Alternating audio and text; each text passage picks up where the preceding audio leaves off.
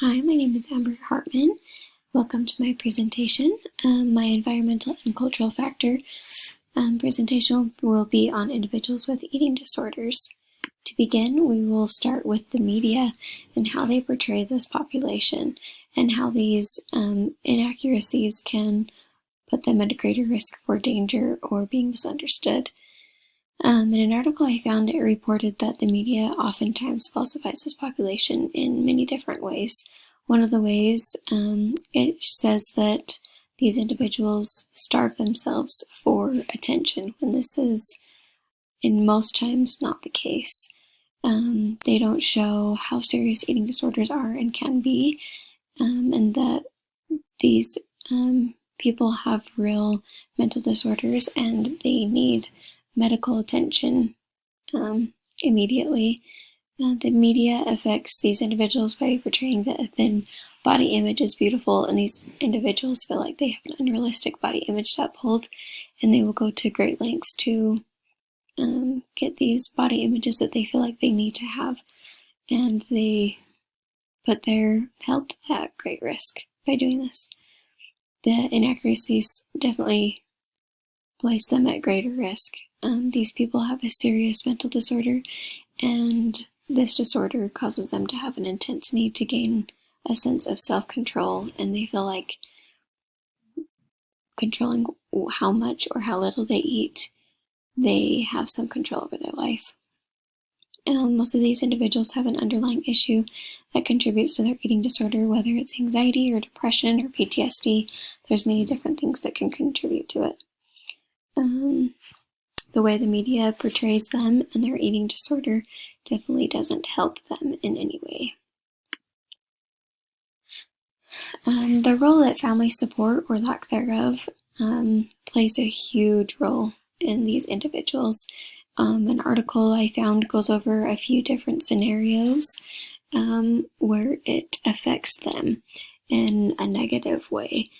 The first scenario that it explained was, it gave the example of a mother-daughter relationship, and the daughter just feels smothered by her mom, and she feels like she has no control over her own life and doesn't have her own identity, and the only way she can take control of her life is by choosing how much, or in this case, how little she eats. Another scenario talked about parents having super high expectations and basically expecting perfectionism out of their kids, and their kids don't feel like they can ever live up to that expectation, so they turn to something that is more easily controlled, like food intake, and they feel like they are good at that. And on the negative side, there's individuals that grow up in or are in an environment that have little to no support, along with many negative behaviors, whether it be abuse in any way, alcohol or substance abuse, anything along those lines contributes heavily to their condition. And this type of situation plays a big part in the underlying factors that come along with so many of these eating disorders. Role of peers, they also have a huge part in these individuals with eating disorders, especially in teen to early 20 years.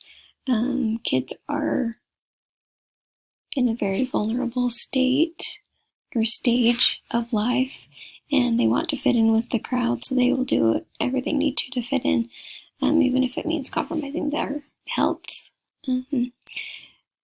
Another way that their peers affect them is by peer pressuring them into doing something like starving themselves or binging and purging. So peers play a huge role in their lives. With eating disorders, it definitely has a cycle that they follow, and I found a website that described it perfectly. It broke it down into 6 steps, or the cycle that these individuals usually follow. The first step is unease or dissatisfaction, which is poor feelings towards a person or event, and they can't get these feelings under control. So the next step is a desire to exert control over these negative feelings. They want to do something about it. So the third step is using food to distract and suppress. So with anorexic individuals, they will just stop eating. They'll starve themselves. But on the other hand, there's individuals that binge and purge, so they just eat their feelings basically and then throw it up. The fourth step is negative feelings reemerge. So to explain it a little bit better, eating or not eating can only suppress their negative feelings for so long, and then these negative feelings come back, and now they are accompanied with guilt because of their actions that they just did.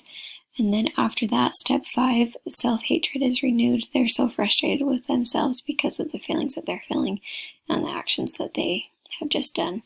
And the last step of the cycle is repeating the behavior. So it's just a vicious cycle that goes over and over again until they can get the help that they need.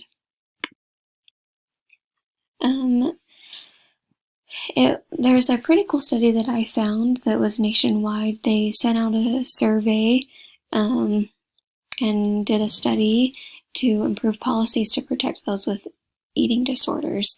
There were 3 different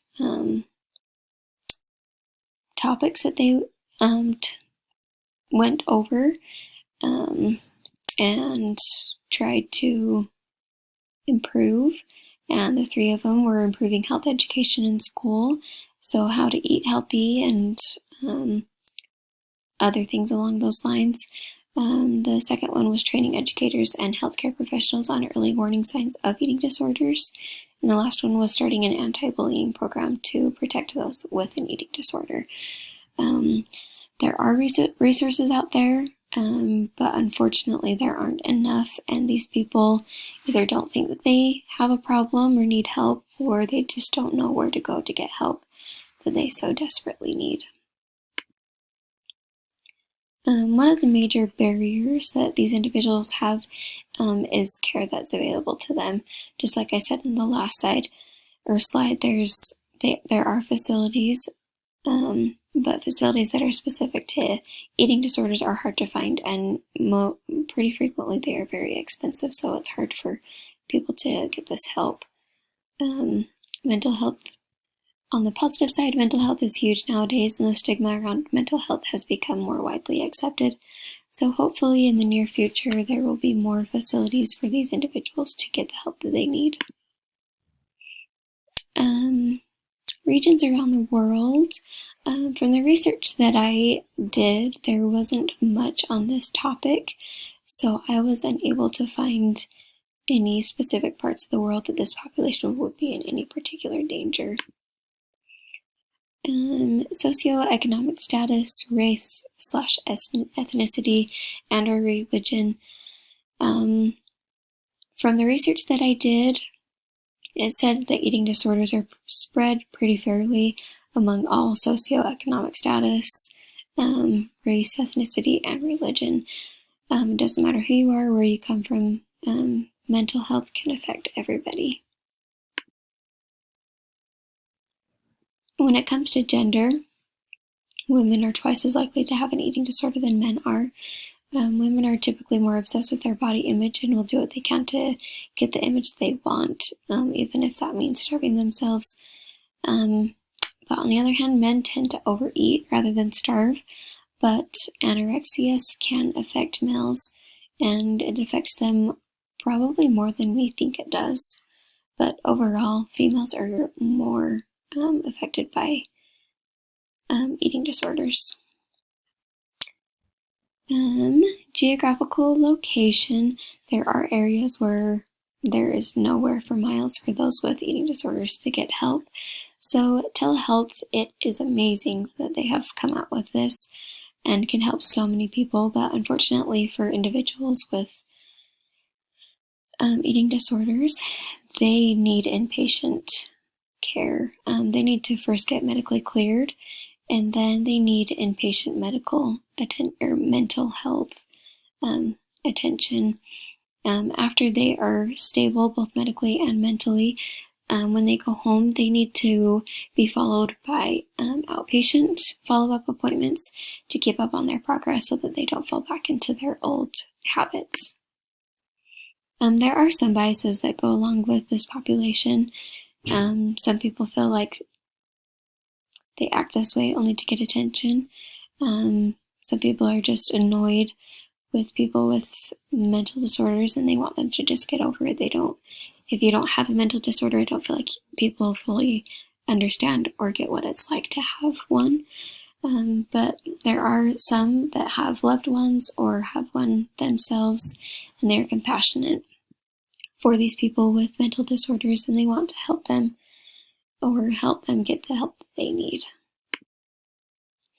International scope. I was unable to find any research on this topic. Here are my references. I hope you learned something and you enjoyed my presentation. Thank you.